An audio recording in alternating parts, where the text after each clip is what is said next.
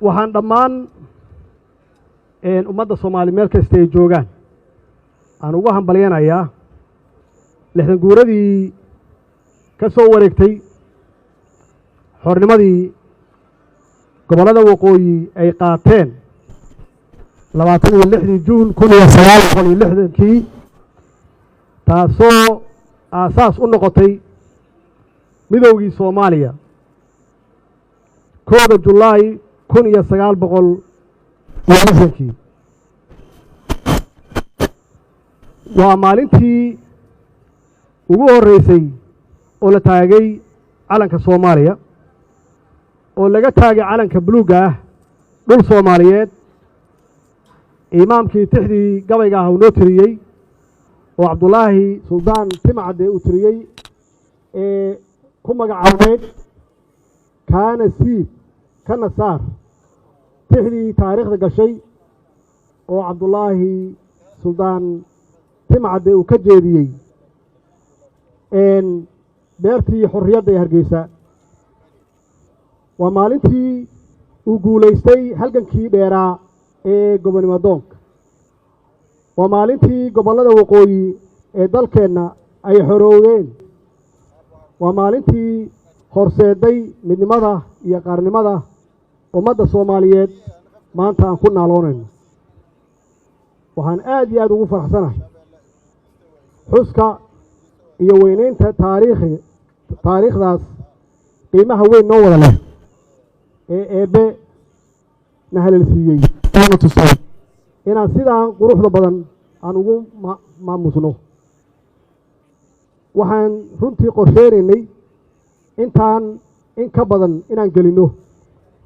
oo guddi aan u saarno 60 guurada sanadkii la soo dhaafay oo aan qorsheynaynay runtii shaqo aad u far badan inaan qabanno oo 60 guuradan ay ka weynaato kuwii hore bacdama aan 60 jirsanay laakiin nasiib darro waxaa caqabad badan ugu noqday COVID-19 oo socodkii adduunka oo dhan yareeyay annaga dhexdeena xitaa socodkii yareeyay wax badan aan qaban lahayn runtii na hor istaagay laakiin waxaan qorsheynaynay inaan aad iyo aad u weynayno sidaad arkaysaan caawa xitaa buloleerkii la samayn jiray waa naga soo gaari waayey waxaan dareensanahay qiimaha weyn ee madax banaanida iyo yagleelidda qarnimada ummadda Soomaaliyeed ay ugu fadhido waxaa la soo maray halgan dheer oo naf iyo maalba lagu bixiyey waxaa mahad ilaahay ah oo mahad iska leh halgamayaashii dadkii runtii ilaahay ku aadiyey inay fahmeen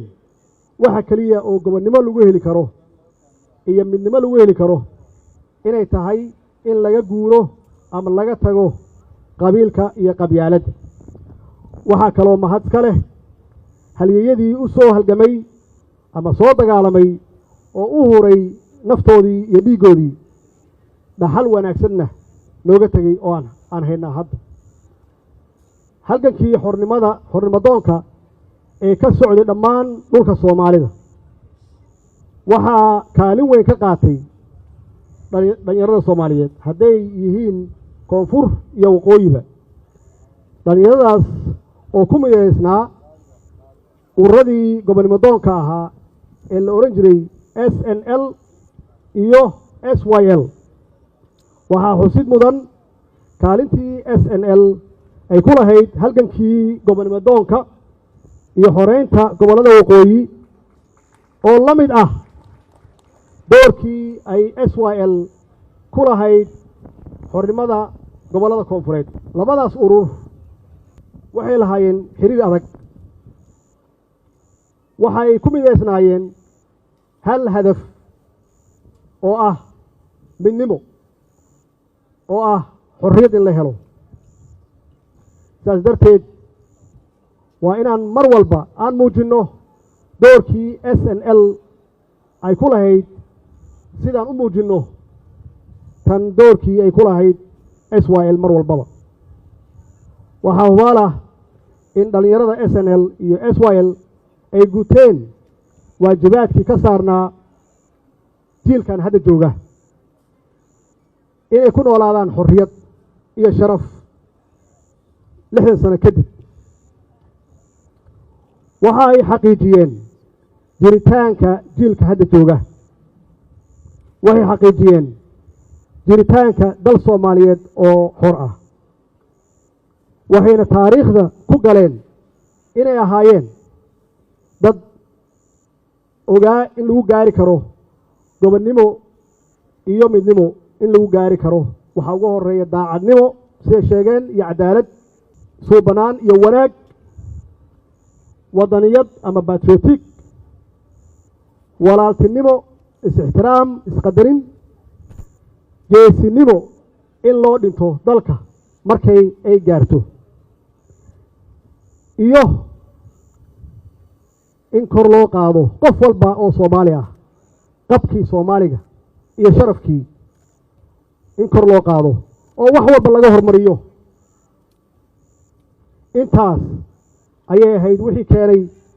midnimada maanta iyo gobonnimada aan ku naaloonayno kuwii naga horreeyey oo aan ku sheegnay SYL iyo SNL waxay nooga tageen dhaxal su-aashu waxay tahay maxaan annagu uga tegaynaa kuwa hadda jooga waa ognahay waxay nooga tageen inay ahayd inaan Soomaaliya xor noqotay inaan midownay inaan yeelanay dawlad midnimadu macnaheedu waa xooggaasna aan ku istaagnay dadkeennii ay ku heleen maxaan ku raahdaa adeegii bulshada dhallinyaradeenii ay heleen iskuul lacag la'aan ah waxbarasho lacag la'aan ah caafimaad lacag la'aan ah in la dhiso amnigii iyo dowladnimadeennii iyo ciidankeenni la dhiso kadibna markii annaga hawsheennii dhexdeenna aan dhammaynay aan u tallaabnay inaan Afrika wax ka horeyno oo cidda naga liidata aan kaalmeyno aan gargaarno maanta marka adduunka aad aado cid walba kula hadasha waxay soo xasuustaan Soomaalidii hore iyo siday ahaayeen iyo sidaan Afrika u caawinay iyo marba ku sheegaan iyo sidii aan garab u siinay qolooyinkii markaas dawladihii aan gobonnimada gaarin waxaasoo dhan waxaan ku gaarnay waxay ahayd midnimo waxay keentaa dawlad wanaag midnimo waxay keentaa bulshadaada inay ka xaqabeelaan adeegooda iyo wixii dawlad laga rabay annaga hadda xagee yaan u soconnaa marka sida la sheego 60 sano jirnaa 30 sano waa wada joognay meel fiican bay wax noo maraayeen inkastoo dhaliilo ay jireen laakiin dalku waa haystay dalku mid buu ahaa ummadeenu waxay la tartamaysaa caalamka intiisa kale ma jirin kala qoqob qabyaalad xoog leh ma jirin oo qofku uu ka hormariyo wadaniyada iyo qarannimada ma jirin taas weeye waxa aan rabno inaan wax ka cabirana marka 30kii la soo dhaafay waxaan sameynay wixii ka duwanaa wixii dhalinyaradaas ay sameeyeen Soomaaliyeed oo ahaa in ay iska fogeeyaan wax alla wixii kala qaybin kara oo ay ugu horeyso qabyaaladda iyo gobolaysiga ay ku xigto taasna runtii 30kii sano ee la soo dhaafay aan ka galnay adduunka meel aad iyo aad u hooseysa oo aan la sheegi karin oo ceeb leh aan ka galnay wax kasta aad fiiriso haddii aad gasho Google-ka haddii aad gasho YouTube-ka meel walba aad gasho meesha ugu hooseysa aan ka joogno adduunka annagoo cabiranayna halbeegna ay noo tahay farqiga u dhaxeeya markay ummaddu mid yihiin oo ay walaalo yihiin oo nidaam fiican iyo dawlad fiican ay haystaan ay isku kalsoon yihiin iyo marka ummaddu ay kala irdhoobaan ummaddu ay kala fogaadaan ummaddu ay qabyaalad iyo qabiil ay noqoto hooygooda markii gobolaysi uu noqdo wax qabiil ku dhisan markuu noqdo markii dalku dad ay yiraahdaan waa kala tagnay waxa soo idil waxa aan ka dhaxalnay waa ognahay waxaan ka dhaxalnay sumcad xumo oo adduunka dhan noo taala maxaa yeelay waxaan ognahay kuma tartami karno qabiil adoo qabiil wata Ethiopia lama tartami kartid Kenya lama tartami kartid Uganda lama tartami kartid Suudaan lama tartami kartid Carabaha lama tartami kartid maxaa yeelay qaabka aad ku wajahaysaa khaldan maxaa yeelay iyagu qabiil maaha waxa ay kuula tartamayaan waxay kuula tartamayaan waa qaran maaha gobolaysi waxay kuula tartamayaan marka adigu kii walaalka ahaa haddii uu ku weeyahay oo aadan arkaynin wax kale oo aadan arkaynin sidii annagoo qaran aan ula tartami lahayn caalamka intiisa kale waxa weeye waxaad noqonaysaa in aad mar walba aad ka hooseyso oo mar walba hoos lagu fiiriyo oo mar walba aad taakuleen iyo caawimaad aad weydiisato adigoo ah hal dad oo walaalo ah adigoo ilaahay khayraad badan ku siiyey adigoo ilaahay ka dhigay dadka Soomaaliya lagu yaqaano oo shakhsi markay tahay aan nahay dadka ugu quality fiican dhinac walbaba laakiin markay noqoto maamul markay noqoto wada shaqayn markay noqoto dawladnimo aan ka galno meesha ugu hooseysa waxaan hadda u soconaa marka 30 cusub yaan u soconaa 30ka cusub ummadeenu maxay naga dhaxlayaan marka ilaa aabayaasheen waa sheegay waa soo halgameen waa loo xiray waa loo dilay waa u dhinteen xoolahoodii iyo dhaqaalahoodii waa ku bixiyeen in Soomaaliya ay la sinaato ama ay ka sarreyso wadamada la midka ah ay ka sarreyso waana muujiyeen iyagoon ognahay wadciga aan ku jirno hadda iyo wadciga ay ku jireen aan ognahay wax kala fogna ay ahaayeen macnaheedu waxay tahay 30 sano soo socda waxaan raadinaynaa midnimo 30 sano soo socda waa 10 waa test annaga dadkeena madaxda ay ugu horeyso iyo guud ahaan bulshada Soomaaliyeed laga rabo inaan u dhaqaaqno midnimo inaan raadino waa bilaawno inaan raadino midnimo oo aan ka raadino walaalaheen Soomaaliland aan ka raadino muddo aan ka shaqeynay ilaahay waa nagu guuleeyay waxaan rajeynayaa in wada hadalkaasi uu noqdo mid miro dhal ah maxaa yeelay kalama maaranno waa isu baahannahay dhinac walba yaan ehel iyo walaalo u nahay haddii dhinac uu ku maqan yahay waa ognahay waa aragnay khibradeeda waa haynaa dhinac kale inuusan dhaqaaqi karin intay naga maqan yihiin ma dhaqaaqi karno iyaguna ma dhaqaaqi karaan marka inaan annagu isfiirsan marka annagoo midaysan inaan fiirino dowladaha geeska Afrika sidee aan kula tartanaa dhaqaalaha iskaashiga hadda ka bilowday geeska Afrika ilaa kulama tartami karno annagoo qaybsan kulama tartami karno adduunku waxaa dhashay globalization wax la yiraahdo geeska Afrika waxaa ka bilowday iskaashi dhaqaale annagaana bilownay fakarkeedana annagaa lahayn annagoonan iswadan faan ma aha waa wax dhaba annagaa ka iibinay annagaa u tagnay xaqiiqatan markii ugu horeysay waxay ahayd Suudaan in lagu qabto waa markii 2017 iyadoo ahayd waa socon weydi waa noo socotay markii dambe waa hawl bilaabatay shaqo bilaabatay weey waxay ogaadeen geeska Afrika dawladaha ku yaala in la isu baahan yahay in dawlad kaligeed istaagnaan karin waxay ogaadeen colaadii iyo dhibaatadii ka jirtay inaan la wadi karin in maanta iyo wixii ka dambeeya loo baxo economic development